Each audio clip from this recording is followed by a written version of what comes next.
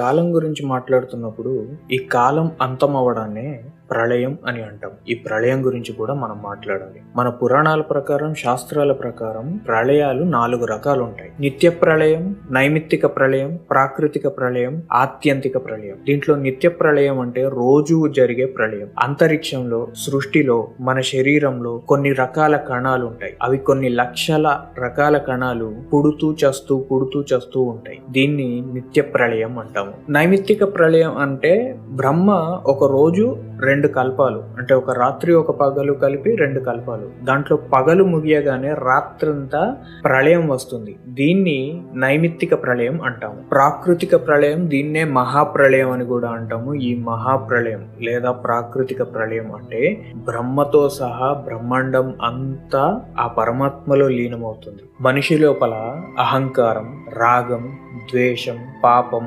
బంధాలు ఇలాంటివి చాలా ఉంటాయి. ఇవన్నీ అంతమవడాన్ని ఆత్యంతిక ప్రళయం అంటారు. ఈ ఆత్యంతిక ప్రళయం మన లోపల సంభవించినప్పుడు మనం మోక్షానికి అర్హులవుతాం. ప్రళయాలన్నింటిలో గొప్ప ప్రళయం ఆత్యంతిక ప్రళయం. స్వామియే శరణమయ్యప్ప.